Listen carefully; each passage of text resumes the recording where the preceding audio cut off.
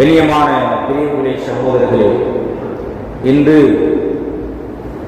ஹிஜ்ரி ஆண்டின் 2வது மாதமாகிய சஃபருடைய மாதத்தின் 1வது தினத்திலே நாங்கள் ஒருங்கிருக்கிறோம்.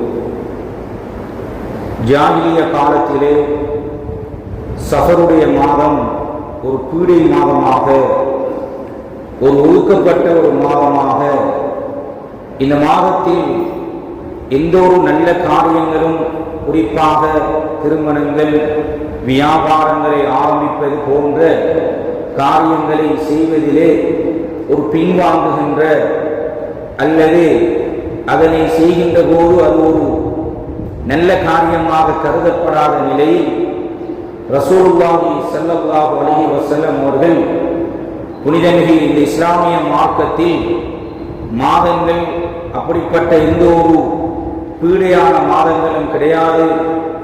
மாதங்களுக்கு சில மாதங்களுக்கு சிறப்புகளை அல்லாஹ் சுப்ஹானஹு வ தஆலா வைத்திருக்கிறான்.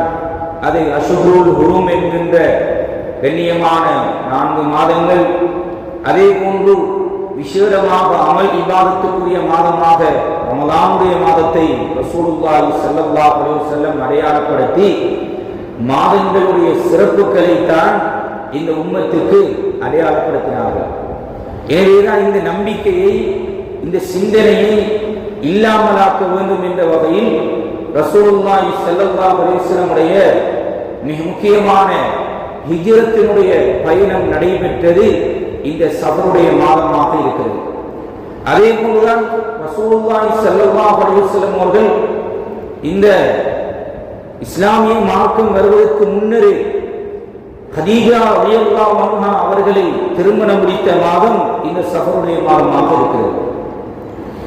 அதே போன்றுதான் தன்னுடைய மகள் ஃபாத்திமா ரலியல்லாஹு அன்ஹா அவர்களுக்கு நபி அவர்கள் அலி ரலியல்லாஹு அன்ஹு அவர்களை திருமணம் முடித்து கொடுத்த மாதமும் இந்த சஃபருடைய மாதமாக இருக்கிறது. எனவே நபி அவர்களுடைய இந்த பிழையான மோசமான இந்த நம்பிக்கையை நபி அவர்கள் மாற்ற வேண்டும் என்ற வகையில் இந்த திருமணங்கள், நல்ல விடயங்களை எல்லாம் இந்த சஃபருடைய மாதத்திலே நடாத்திருக்கிறார்கள் என்பதை நாங்கள் வரலாற்றிலே பார்க்கிறோம். இருந்தாலும் சஃபர் மாதத்தில் சில கவலையான சம்பவங்களும் வளமையான எல்லா மாதங்களிலும் நடைபெறுவது போன்று நடைபெற்றிருப்பதையும் வரலாற்றில் பார்க்கிறோம். எங்களுக்கு தெரியும், பிஅர் மௌனா என்று சொல்லக்கூடிய சுமார் 70 அல் குர்ஆனை மரணம் செய்த சஹாபாக்கள் படுகொலை செய்யப்பட்டார்கள். அவர்கள் ஏமாற்றப்பட்டார்கள். அந்த படுகொலை நடைபெற்ற மாதம் இந்த சஃபருடைய மாதமாகத்தான் இருக்கிறது. அதே போன்றுதான் ரசூலுல்லாஹி ஸல்லல்லாஹு அலைஹி வஸல்லம் அவர்களுடைய மரணம் எங்களுக்கு தெரியும், ரபீஉல் அவ்வல் மாதம். அந்த சஃபருடைய அடுத்த மாதம் 3வது மாதம் நபியுடைய அந்த மௌத் இடம்பெற்ற மாதம். ஆனால் நபி அவர்களுக்கு சுகவீனம் ஆரம்பித்தது. நபி அவர்கள் அந்த பகீ என்கின்ற அந்த மையவாடிக்கு சென்று ஒரு ஜனாசாவுடைய கடமையிலே கலந்துவிட்டு வருகின்ற போதுதான் அவர்களுக்கு அந்த நோய் ஏற்படுகிறது. அந்த நோய் ஏற்பட ஆரம்பித்த மாதம் இந்த சஃபருடைய மாதத்துடைய 29வது நாளாக இருக்கிறது. எனவே பொதுவாக எல்லா மாதங்களிலும் இருப்பது போன்று இந்த சஃபருடைய மாதமும் ஒரு இஸ்லாமிய மாதமாக கருதப்பட வேண்டும் என்பதைத்தான் இந்த வரலாற்றின் மூலமாக நாங்கள் விளங்கிக் கொள்ள முடியுமாக இருக்கிறது. கண்ணியமான பெரியவர்களே, சகோதரர்களே, எனவே இந்த சஃபருடைய மாதத்தை அடைந்திருக்கக்கூடிய நாங்கள் ஏனைய மாதங்களை போன்று நாங்கள் இதனை ஒரு துஷ்ட மாதமாக நாங்கள் எண்ணிவிடாமல், கருதிவிடாமல் வலிமையான எங்களுடைய அன்றாட செயற்பாடுகளை செய்ய முடியும் என்கின்ற வழிகாட்டலை இஸ்லாம் தந்திருக்கிறது என்பதை நாங்கள் பார்க்கிறோம். அதே நேரம் கண்ணியமான பெரியவர்களே, சகோதரர்களே, இன்று சமூகத்திலே பல்வேறுபட்ட குற்றச் செயல்களையும் சமூக சீர்கேடுகளையும் அவதானிக்கக்கூடியதாக இருக்கிறது. ஆனால் இதில் முஸ்லிம்களாகிய நாங்கள், அதே நேரம் இந்த பிரதேசத்திலே வாழக்கூடிய நாங்கள் சில புரிதல்களும் எங்களுக்கு இருக்க வேண்டும். இஸ்லாம் 4 வகையான குற்றங்களை மனிதனை ஒரு பாவம் செய்யக்கூடிய ஒருவனாக அடையாளப்படுத்தி இருக்கிறது.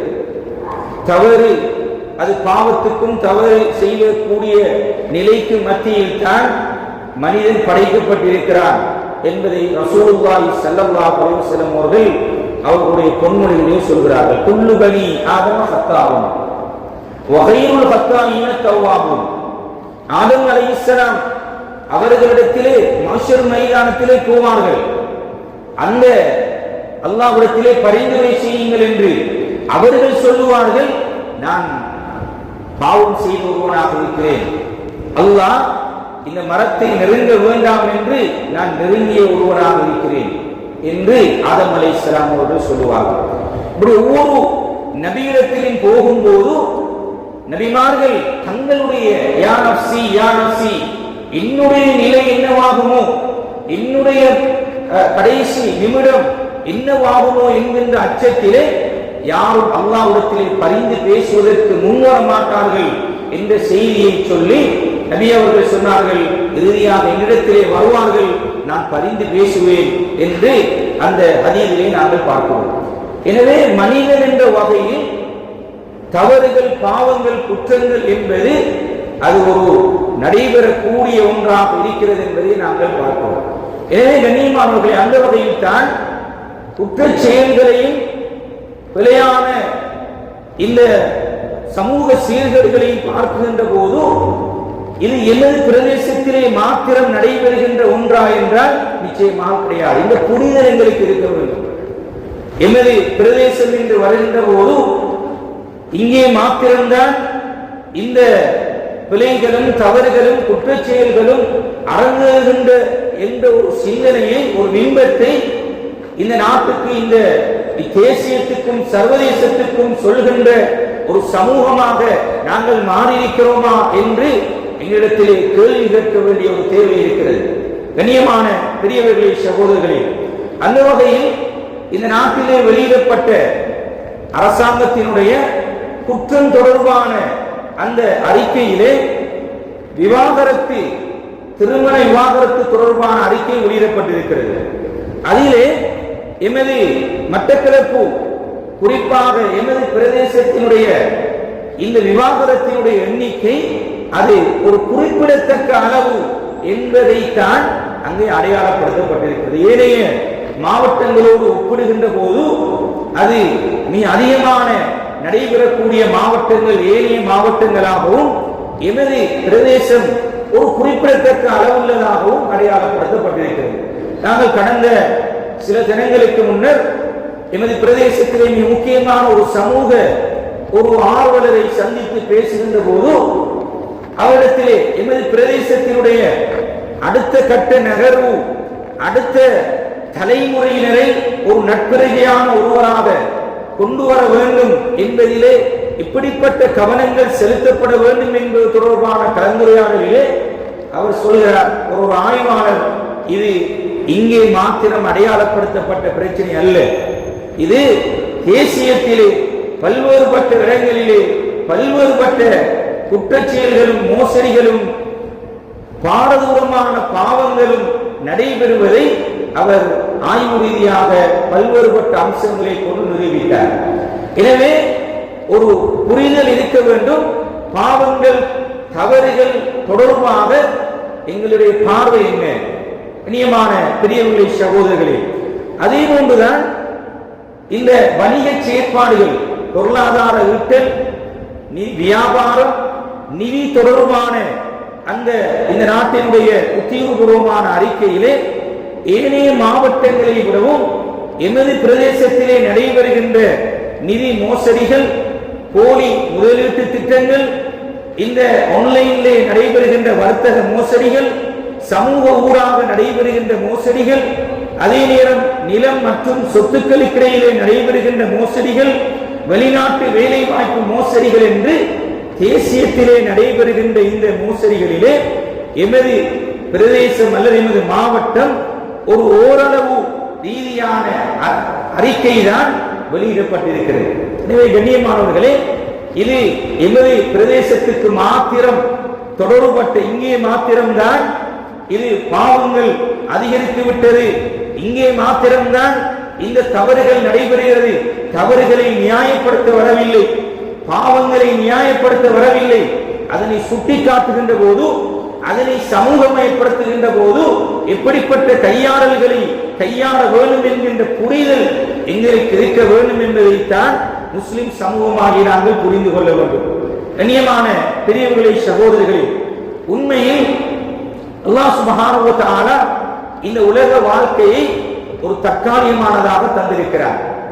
அழிவே முடிவே இல்லாத ஒரு நிரந்தரமான வாழ்க்கைக்கு தயார் செய்வதற்கான ஒரு வாழ்க்கையாகத்தான் இந்த உலக வாழ்க்கையை எங்களுக்கு தந்திருக்கிறார். மறுமை நாளிலே ஒவ்வொரு மனிதனும் இந்த உலகத்திலே நாங்கள் யாருக்காக உழைக்கிறோம், யாருக்காக சம்பாதிக்கிறோம், யாருக்காக நேரங்களை கொடுக்கிறோம், அல்லாஹ்வுடைய கட்டளைகளிலே யாருக்காக பொறுப்போக்கு செய்கிறோம், இப்படிப்பட்டவர்கள் எல்லாம் எங்களை விட்டு விரண்டோடுவார்கள், எங்களிடம் எங்கள் பக்கமும் வரமாட்டார்கள் என்ற செய்தியை குர்ஆன் மிக தெளிவாக சூரத்து அபஸிலே எங்களுக்கு சொல்லித் தருகிறது. அல்லாஹ் சொல்கிறான், யௌம யஃபிருல் மர்உ மின் அஹி வ உம்மிஹி வ அபி வ ஸாஹிபதிஹி வ பனி லிகுல்லி இம்ரிஇன் மின்ஹும் யௌமைஇன் ஷஅனி யுக்னி. நாங்கள் இந்த உலகத்திலே சம்பாதிக்கிறோம், உழைக்கிறோம், நேரங்களை கொடுக்கிறோம், தியாகம் செய்கிறோம், அர்ப்பணிப்புகளை செய்கிறோம், எத்தனையோ பிரயாணங்களை மேற்கிறோம். யாருக்காக என்றால் எங்களுடைய உடலை பார்ப்பதற்கு நேரம் இல்லை, எங்களுடைய ஆரோக்கியத்தை பார்ப்பதற்கு நேரம் இல்லை. நான் சம்பாதிக்க வேண்டும், உழைக்க வேண்டும், என்னுடைய குடும்பம், பிள்ளைகள், மனைவி, மக்கள், என்னுடைய உறவினர்கள், கண்ணியமானவர்களே, இவர்கள் எல்லாம் மறுமை நாளில் மஹ்ஷர் மைதானத்தில் எங்களை விட்டு விரண்டோடுவார்கள் என்ற செய்தியைத்தான் குர்ஆன் எங்களுக்கு சொல்லித் தருகிறது. எனவே இந்த புரிதலோடு தான் இந்த உலக வாழ்க்கையினுடைய எங்களுடைய எல்லா கட்டமைப்பும் இருக்க வேண்டும். கண்ணியமான பெரியவர்களே, சகோதரர்களே, ஒரு சாலிகான குழந்தையுடைய, ஒரு நல்ல ஒரு மனிதனுடைய உருவாக்கம் என்பது வளர்ந்ததன் பின்னால், திருமணம் முடித்ததன் பின்னால், தோளுக்கு மேல் வளர்ந்ததன் பின்னால் உருவாவது கிடையாது என்பதை இஸ்லாம் ஆணித்தரமாக எங்களுக்கு சொல்லித் தருகிறது. கண்ணியமானவர்களே, ஒரு பிள்ளையுடைய இவர் ஒரு சாலிகான ஒரு குழந்தையாக, ஒரு நல்ல பிரஜையாக, இந்த சமூகத்திலே நல்ல அந்தஸ்துள்ளவராக, இந்த சமூக சீர்கேடுகள் என்றும் பிழையான மோசமான நடவடிக்கைகள் என்றும் நாங்கள் விமர்சிக்கிறோமே, இந்த விமர்சனத்துக்கு உள்ளாகாதவர்களாக இந்த சமூகத்திலே ஒருவர் திகழ வேண்டுமாக இருந்தால் அதற்கான சில அடிப்படைகளை இஸ்லாம் எங்களுக்கு கற்றுத் தருகிறது. அவருடைய திருமண உறவிலிருந்து, ஒரு மனிதனுடைய திருமண உறவிலிருந்து இந்த சாலிகான குழந்தையுடைய உருவாக்கம் இருக்கிறது என்று இஸ்லாம் அடையாளப்படுத்துகிறது. ஃபலுஃபர் பிலாதித்தி, தீனுள்ள, மார்க்கமுள்ள, தொழுகையுள்ள ஒரு பெண்ணை நீங்கள் திருமணம் முடிப்பதற்காக தெரிவு செய்து கொள்ளுங்கள் என்று இஸ்லாம் சொல்கிறது. அதிலே நிறைய பல்வேறுபட்ட அம்சங்கள் உள்ளடக்கப்பட்டிருக்கின்றன. ஒரு பிள்ளையுடைய உருவாக்கத்திலே அதிக பங்கு செலுத்துபவர்கள் குறிப்பாக தாய்மார்களாக இருக்கிறார்கள். எனவேதான் ஆண்களுக்கு குறிப்பாக இந்த கட்டளை சொல்லப்பட்டிருக்கிறது. தொழுகையுள்ள, தீனுள்ள, மார்க்கமுள்ள, மார்க்கப்பட்டுள்ள ஒரு பெண்ணை நீ தெரிவு செய்து கொள். அசிங்கமான, மோசமான பழக்க வழக்கம் உள்ள ஒருவரை நீ தெரிவு செய்தால் அது உன்னுடைய வாழ்க்கைக்கு மட்டுமல்ல, உன்னுடைய பிள்ளைக்கும் அது மிகப்பெரிய ஒரு சாபக்கேடாக அமையும். எனவே இஸ்லாம் சொல்லக்கூடிய வழிகாட்டல் இது திருமணத்தை பேசுவதிலிருந்து அங்கே ஆரம்பிக்கிறது. திருமண நிகழ்வு பிள்ளையுடைய வளர்ப்பிலே தாக்கம் செலுத்துகிறது. திருமண நிகழ்வு இன்று ஆடம்பரத்திற்காக, பெயருக்காக, புகழுக்காக, சமூகம் என்னை குறையாக நீக்கிவிடக் கூடாது என்பதற்காக நாங்கள் வட்டிக்கு எடுத்து பொய்களை சொல்லி மிக மோசமான முறையில் அந்த திருமணங்களை நாங்கள் நடாத்தி வைக்கிறோம். பல்வேறுபட்ட அனாச்சாரங்கள், வீண்வரையங்கள், ஆண் பெண் கலப்புகள், அந்நிய கலாச்சாரங்களுடைய தாக்கங்கள், இப்படி நாங்கள் அந்த திருமண நிகழ்வை நடாத்தி வைக்கிறோம். அந்த திருமணத்திலே கலந்து கொள்கின்ற அந்த மணப்பெண்ணுக்கு தொழுகை இல்லை, தொழ முடியாத நிலையில் அந்த பிள்ளை வடிவமைக்கப்பட்டிருக்கிறது. அன்றைய தினம் இப்படிப்பட்ட ஒரு நிகழ்வு நடைபெறும் போது பார்க்கின்றவர்கள் துஆ செய்வார்களா அல்லது பதுவா செய்வார்களா? கண்ணியமானவர்களே, நாங்கள் நினைக்கிறோம் இப்படிப்பட்ட ஒரு சமூக சீர்கேட்டை, பிழையான தவறான ஒரு விடயத்தை இந்த பிள்ளை செய்கிறான் என்றால் இதற்கு பின்னணியிலே பல்வேறுபட்ட அம்சங்களுடைய தாக்கங்கள் இருக்கிறது. எனவே திருமண நிகழ்வுகள் பரக்கத்தோடு, அது அல்லாஹ்வுடைய அது பொருத்தத்தோடு, எல்லோருடைய துஆவோடு நடைபெறுகின்ற போது அந்த திருமணம் ஒரு நல்ல ஒரு திருமணமாக இருக்கும். சாலிகான குழந்தைகள் அந்த திருமணத்திலே இருந்து உருவாகும். கண்ணியமானவர்களே, அந்த கணவனும் மனைவியும் உறவில் ஈடுபடுகின்ற போது இஸ்லாம் சொல்லித் தருகிறது, அல்லாஹும்ம ஜன்னிபின ஷைத்தான் வ ஜன்னிபி ஷைத்தான ஃபீமா ரஸக்தனா. கண்ணுக்கு தெரியாத, கண்ணுக்கு புலப்படாத வகையில் எப்படிப்பட்ட சீர்கேடுகளுக்கு எங்களுடைய சமூகம் உட்புகுத்தப்படுகிறது என்றால், இப்படிப்பட்ட தவறுகள், பிழைகள் எங்களுடைய சமூகத்திலே சர்வசாதாரணமாக இருக்கிறது அல்லது பொதுபோக்காக இருந்து கொண்டிருக்கிறோம். என்ன சொன்னார்கள் ஸல்லல்லாஹு அலைஹி வஸல்லம்? உறவு கொள்கின்ற போது, கணவனும் மனைவியும் சேருகின்ற போது இந்த பிரார்த்தனை செய்யுங்கள். இந்த பிரார்த்தனை செய்து உறவு கொள்கின்ற போது ஏற்படுகின்ற அந்த பிள்ளை இருக்கிறது, அந்த பிள்ளைக்கு ஷைத்தானுடைய தீங்கு இருக்க மாட்டார். சுப்ஹானல்லாஹ், சுப்ஹானல்லாஹ். கண்ணியமானவர்களே, இதற்கு மாற்றமாக அறிஞர்கள் சொல்கிறார்கள், அந்த துஆ ஓதப்படாத நிலையில் அது சேருகின்ற போது அங்கே ஷைத்தானுடைய தீங்குக்கு உட்புகுத்தப்பட்ட பிள்ளையாக அந்த பிள்ளை மாறுகிறது. அங்க சொல்லுவோமா இல்லையா, ஷைத்தான மாதிரி இருக்கிறான். கண்ணியமானவர்களே, இப்படிப்பட்ட பல்வேறு மறைவான அம்சங்களை இஸ்லாம் எங்களுக்கு சொல்லித் தருகிறது. நாங்கள் பிரச்சனைகளை பேசுகிறோம், சமூக சீர்கேடுகளை பற்றி பேசுகிறோம். அங்கே அப்படி நடக்கிறது, இங்கே இப்படி நடக்கிறது. ஆனால் உண்மையான யதார்த்தத்தை நாங்கள் மறந்து வாழ்ந்து கொண்டிருக்கிறோம். ஒரு சாலிகான குழந்தையுடைய உருவாக்கம், ஒரு ஆன்மீகவாதியுடைய உருவாக்கம், பிள்ளை உருவாகிவிட்டால், கருவுற்று விட்டால், அந்த தாயுடைய கற்பப்பையில இருக்கின்ற பிள்ளை சகல அம்சங்களையும் அதை செவிமடுத்துக் கொண்டிருக்கிறது, கேட்டுக் கொண்டிருக்கிறது. கண்ணியமானவர்களே, நாங்கள் வெளியிலே ஆடல்களையும் பாடல்களையும் கடுமையான மோசமான திரைகளையும் சினிமாக்களையும் பார்க்கின்ற போது தாயுடைய கற்பப்பையில இருக்கின்ற போதே அந்த பிள்ளை கடுமையான ஆக்ரோஷமான பிள்ளையாக மாறுகிறது. இஸ்லாம், இது இஸ்லாம் சொல்லித் தரக்கூடிய வழிகாட்டல்.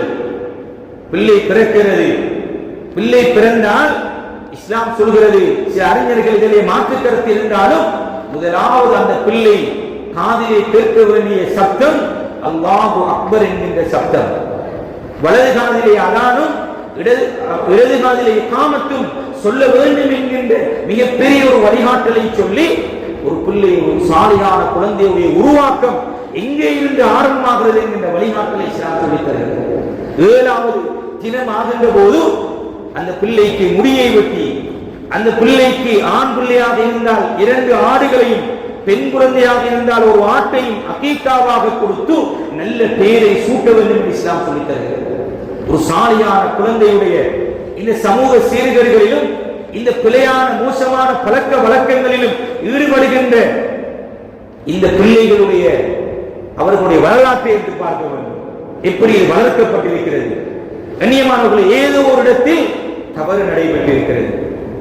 இதை சரி செய்ய வேண்டிய பொறுப்பும் கடமையும் முஸ்லிம் சமூகமாகிய எங்களுக்கு இருக்கிறது. ஒவ்வொரு பெற்றோருக்கும் இருக்கிறது, ஒவ்வொரு சமூகத்தினுடைய பொறுப்புதாரிகளுக்கும் இருக்கிறது. இஸ்லாம் அழகான வழிகாட்டலை சொல்லித் தருகிறது. கண்ணியமானவர்களே, 7 வயதாகினால் இஸ்லாம் சொல்கிறது அவனுக்கு தொழுமாறு ஏவுங்கள் என்று சொல்கிறது.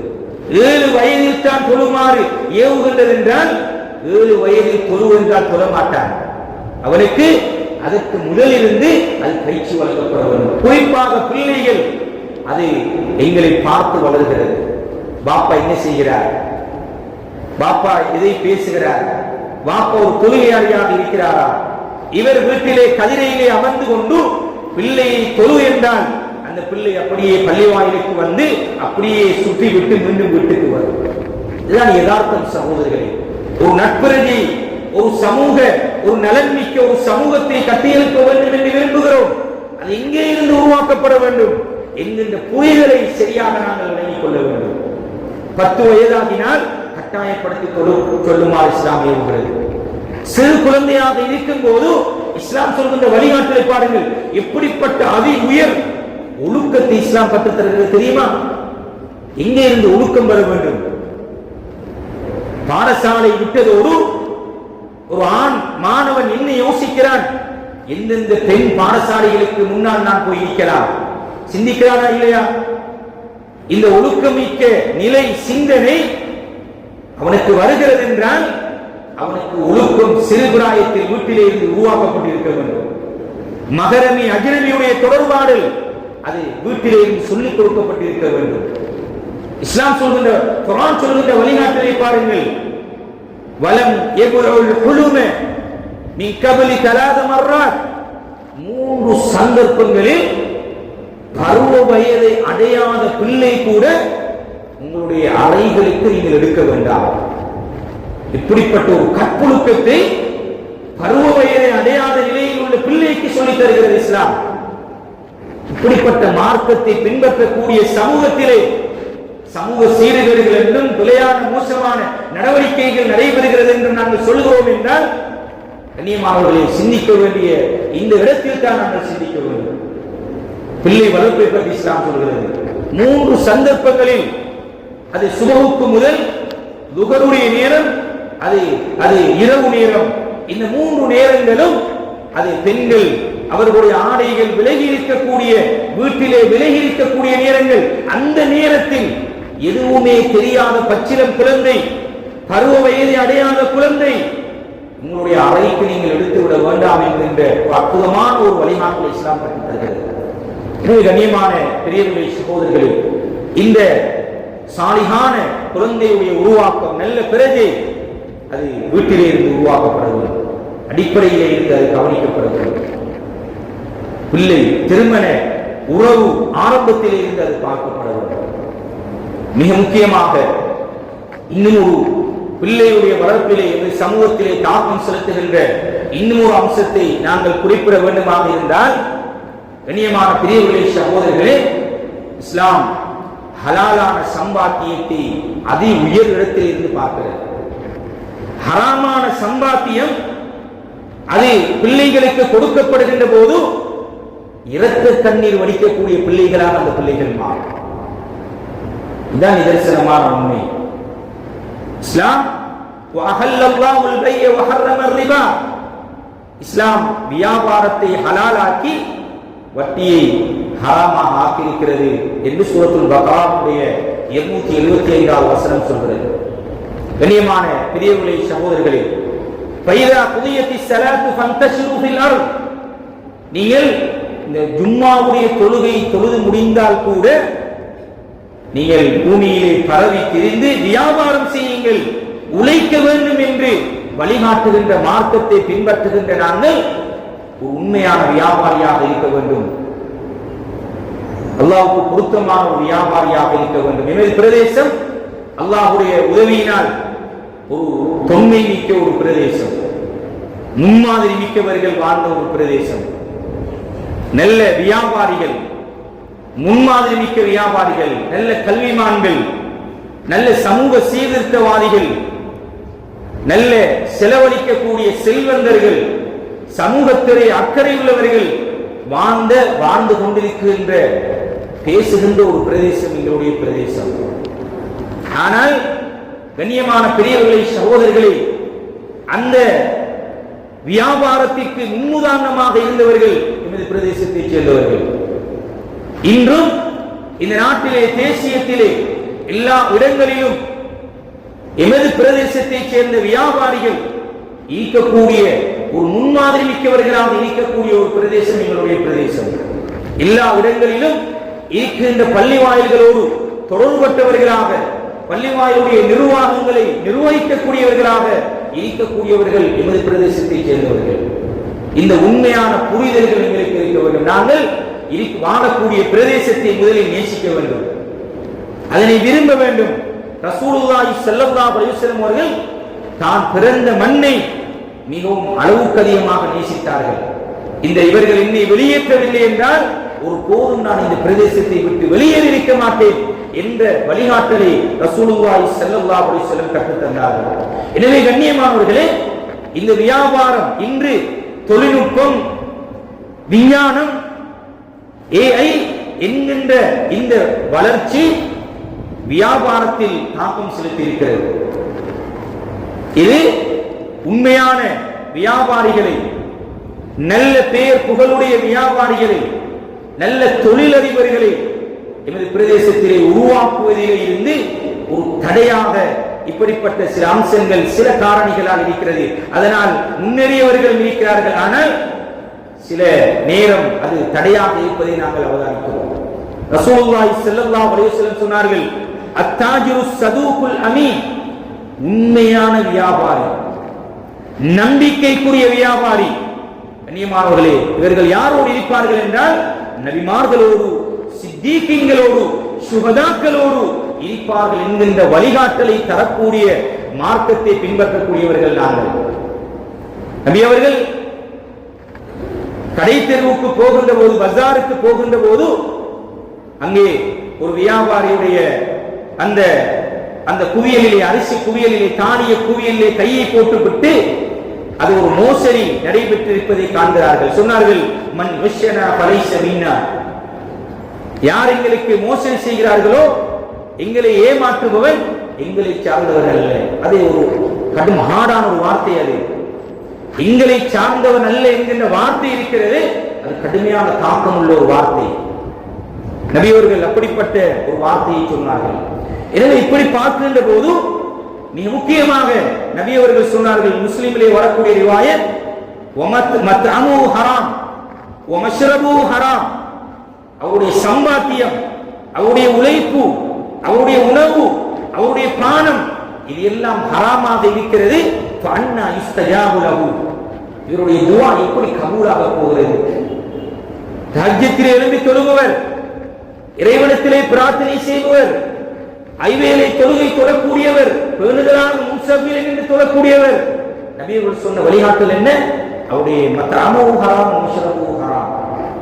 எனவே கண்ணியமானவர்களே, இந்த ஹலால் என்கின்ற அம்சம் வியாபாரத்திலே, கொடுக்கல் வாங்கலிலே அது மிக முக்கியமான ஒரு அம்சமாக இருப்பதை நாங்கள் பார்க்கிறோம். எனவேதான் இதிலே கொஞ்சம் கூடுதல் கவனம் செலுத்த வேண்டிய பொறுப்பு எங்களுக்கு இருக்கிறது. நாங்கள் என்ன வகையிலான வியாபாரங்கள் செய்து கொண்டிருக்கிறோம், அதை கொண்டு வந்து பிள்ளைக்கு கொடுக்கும் போது அதனுடைய தாக்கம், அதனுடைய தாற்பயம், அது அவனுடைய செயற்பாடாக, சிந்தனையாக அது வெளிப்படுவதையும் நாங்கள் சமூகத்திலே பார்க்கிறோம்.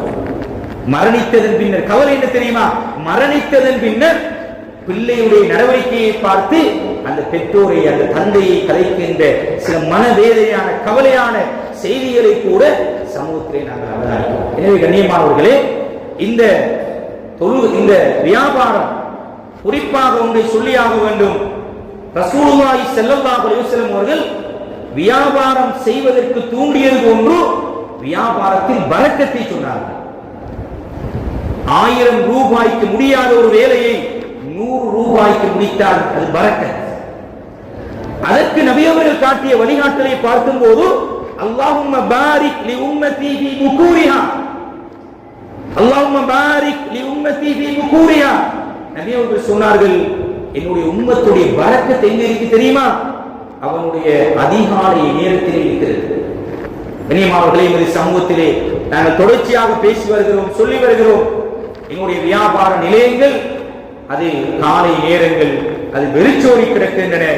10, 11, 12 மணிக்கு அது ஆரம்பமாகிறது. நபி அவர்கள் சொன்ன இந்த பரக்கத், நபி அவர்கள் சொன்ன இந்த பரக்கத் அது கொஞ்சம் கொஞ்சமாக எங்களை விட்டு அப்படியே தூரமாகி கொண்டு போகிறது.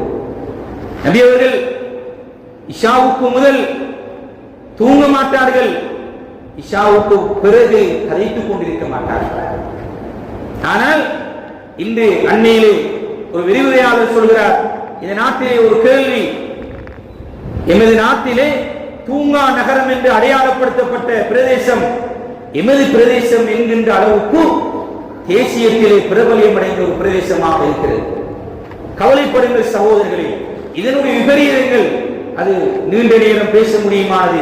குடும்பத்தில் ஏற்படுத்தியிருக்கின்ற தாக்கங்கள் பிள்ளைகளை பராமரிக்க முடியவில்லை, மனைவிக்கு கொடுக்க வேண்டிய நேரத்தை கொடுக்க முடியவில்லை, அங்கே அங்கே அந்த டென்ஷனோடு உளவியல் ரீதியாக உடல் ரீதியாக ஆரோக்கியமற்ற நிலைக்கு அவன் மாறுகின்றான். இந்த அம்சங்கள் எல்லாம் அது இன்னும் ஒரு புறம் இருக்க, உண்மைக்குண்மையாக இஸ்லாம் சொல்கின்ற அந்த பரக்கத்தை பெற்றுக்கொள்ள முடியாத நிலை ஏன் எமது சமூகத்துக்கு ஏற்படுத்தியிருக்கிறது?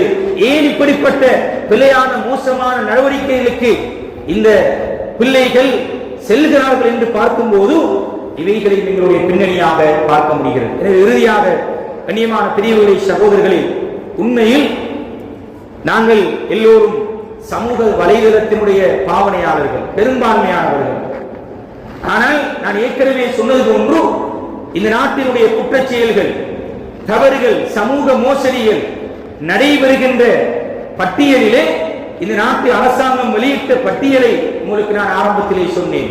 எமது பிரதேசம் அது ஓரளவுக்கான ஒரு பிரதேசமாக அடையாளப்படுத்தப்பட்டிருக்கிறது தேசிய ரீதியிலே. எனவே இந்த புரிதலை கொண்டு எங்களுடைய எழுத்துக்கள், எங்களுடைய சொல்லாடல்கள், எங்களுடைய கருத்துக்கள் இருக்க வேண்டுமே தவிர முழு தேசியத்திலும் முழு உலகத்திலும் இங்கே மாத்திரம்தான் இந்த பிரச்சனை நடைபெறுகின்றது என்கின்ற ஒரு பிம்பத்தை சமூகத்திலே கொண்டு வருவதை இந்த சமூக ஆர்வலர்கள் அல்லது சமூக வலைதள பாவனையாளர்கள் கவனத்தில் கொள்ள வேண்டும் என்கின்ற ஒரு விடயத்தை இந்த மிம்பர் மேடையை சாட்சியாக வைத்து உங்களுக்கு தெரிவித்துக் கொள்ள விரும்புகிறேன். கண்ணியமானவர்களே, குர்ஆன் ஒரு வசனத்தை சொல்லி முடித்துக் கொள்கிறேன். குர்ஆன் சொல்கிறது, அல்-யௌம நக்திமு அலா அஃப்வாஹிஹிம் வ துகல்லிமுனா ஐதீஹிம் வ தஷ்ஹது அர்ஜுலுஹும் பிமா கானூ யக்ஸிபூன். இந்த வசனம் நாங்கள் எதை எழுதுவதாக இருந்தாலும், எதை பேசுவதாக இருந்தாலும், எதை செய்வதாக இருந்தாலும் கண்ணெதிரே வந்து போக வேண்டும். அல்லாஹ் சொல்கிறார், மறுமை நாளில் நாங்கள் உங்களுடைய வாய்களுக்கு சீலடிப்போம், வாய்களை நாங்கள் மூட வைப்போம், வத்துகல்லிமுனா ஐதீஹிம், உங்களுடைய கைகளை நாங்கள் பேச வைப்போம். என்ன நோக்கத்திற்காக எழுதியிருக்கிறார்? இவருடைய சிந்தனை என்ன இருந்தது? உண்மையில் ஒரு சமூக மாற்றத்தையா, இல்ல ஒரு குரோதத்தை, ஒரு விரோதத்தை, ஒரு சந்தோஷத்தை, ஒரு மகிழ்ச்சியை எல்லோரும் என்னை திரும்பி பார்க்க வேண்டும், நான் சொல்வதை கேட்க வேண்டும் என்கின்ற எண்ணத்தில் இவர் செயற்பட்டிருக்கிறாரா? அது மறுமையிலே சாட்சி சொல்லும். சகோதரர்களே, எங்களுடைய நாங்கள் செய்த நன்மையே எங்களை சுவர்க்கத்தில் கொண்டு போய் சேர்க்குமா என்கின்ற நிலை இருக்கும் போது இப்படிப்பட்ட எங்களுடைய செயற்பாடுகள் அதை மறுமையிலே சாட்சி சொல்லும். அர்ஜுனும் எங்களுடைய கால்கள் சாட்சி சொல்லும், கால்கள் பேசும் என்று குர்ஆன் சொல்கிறது. எவைகளெல்லாம் உலகத்திலே அவர்கள் சொன்னார் செய்தார்களோ, எவைகளுக்காக அவர்கள் சென்றார்களோ அவைக்கு பேசும் என்று இஸ்லாம் சொல்றது. எனவே கண்ணியமானவர்களே, எங்களுடைய செயற்பாடுகள், எங்களுடைய இந்த உலகத்தினுடைய நடவடிக்கைகள் எல்லாம் மறுமையிலே எங்களை சுவர்க்கத்துக்கு கொண்டு போய் சேர்க்குமா? இப்படி நான் மறுமையிலே தப்பலாம்?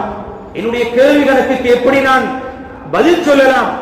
நான் செய்ததே ஓரளவுக்கு நன்மை செய்திருக்கிறேன், அதையும் தாண்டி இப்படிப்பட்ட விடயங்களையும் செய்து இன்னும் எனக்கு கேள்வி கணைகள் அதிகரித்து நான் ஒரு பாவத்திலே கொண்டு போய் நரகத்திலே கொண்டு போய் சேரக்கூடிய ஒருவராக மாற வேண்டுமா என்ற சிந்தனையும் எங்களுக்கு இருக்க வேண்டும். மாயிஸ் மாலிக் அல் அஸ்லமி ரலியல்லாஹு அன்ஹு அவர்கள் விபச்சார குற்றம் சுமத்தப்பட்டு கல்லெறிபட்டு கொலை செய்யப்படுகிறார்கள். ஒரு சஹாபி நடந்து செல்கின்ற போது அவருடைய இரத்தம் அப்படியே தொய்த்து வருகிறது.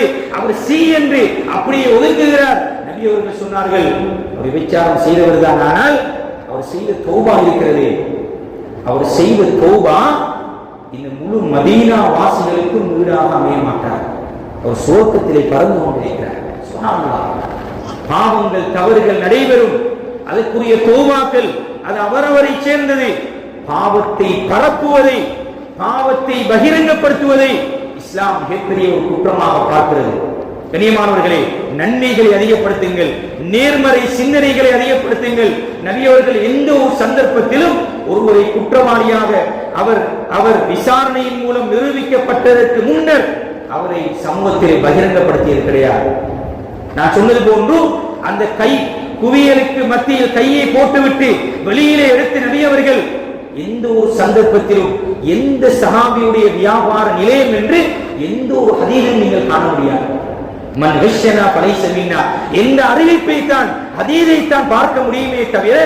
எனவே கண்ணியமானவர்களே, இதிலே கொஞ்சம் கவனம் எடுக்க வேண்டும். எங்களுடைய மறுமைக்கு நாங்கள் என்ன சம்பாதித்திருக்கிறோம் என்பதை சிந்திக்க வேண்டும். நல்ல பிரஜைகளை சமூகத்திலே உருவாக்குவதற்கு அது ஆணிவேராக அமைகின்ற பிள்ளையுடைய உருவாக்கத்திலே இருந்து அது கவனம் செலுத்த வேண்டும். அதே நேரம் தேசிய நீர் வடிகால் அமைப்பு சபையினால் ஒரு அறிவிப்பை விடுமாறு சொல்லியிருக்கிறார்கள். இந்த இப்போது ஏற்பட்டிருக்கின்ற கடுமையான இந்த வறட்சி, இந்த காலநிலை மாற்றம், இந்த நீரினுடைய கடுமையான பற்றாக்குறையை அங்கே ஏற்படுத்தி இருக்கிறது. எனவே வீண் விரயத்தை தவிர்த்து இஸ்லாம் சொல்லக்கூடிய வழிகாட்டலின் அடிப்படையில் இந்த நீரை பயன்படுத்திக் கொள்ளுமாறும் அதற்கான வழிகாட்டலை வழங்குமாறும் இந்த தேசிய நீர் வடிகால் அமைப்பு சபையினால் வேண்டுகோள் ஒன்று விடுக்கப்பட்டிருக்கிறது. எனவே கண்ணியமானவர்களை, என்னுடைய வீடுகளிலே பயன்படுத்துகின்ற அந்த நீரை நாங்கள் வீண் விரயம் இல்லாமல் சிக்கனமாக பயன்படுத்திக் கொள்ளுமாறும் அந்த வேண்டுகோளை விடுத்துக்கொண்டு காத்தாங்குடி பள்ளிவாயில்கள் முஸ்லிம் நிறுவனங்களின் சம்மேளனத்தினால் சேகரிக்கப்படுகின்ற நோய் நிவாரண நிதி சேகரிப்புக்கும் எங்களால் முடியுமான பங்களிப்பை செய்யுமாறு வேண்டிக் கொண்டு அல்லாஹ் சுப்ஹானஹு வ தஆலா எங்கள் அனைவரையும் பொருந்திக் கொண்ட நல்லவர்கள் கூட்டத்தில் ஆக்குவாராக. யாவது என்னுடைய பாவங்களை மன்னிப்பாயாக. யாவது நாங்கள் அறிந்தும் அறியாமலும் தெரிந்தும் தெரியாமல் செய்த அனைத்து பாவங்களையும் மன்னிப்பாயாக. யாவது என்னுடைய சமூகத்தை பாதுகாப்பாயாக, வாலிபர்களை பாதுகாப்பாயாக, பெண்களை பாதுகாப்பாயாக, யுவதிகளை பாதுகாப்பாயாக, நல்ல பிரஜையாக என்னுடைய பிள்ளைகளை ஆக்குவாயாக, சாலிஹீன்களாக முத்தகீன்களாக ஆக்குவாயாக, கண்குளிர்ச்சியுள்ள பிள்ளைகளை ஆக்குவாயாக. இந்த சமூகத்திலே உள்ளவர்களை அனைவர்களையும் பாதுகாப்பாயாக.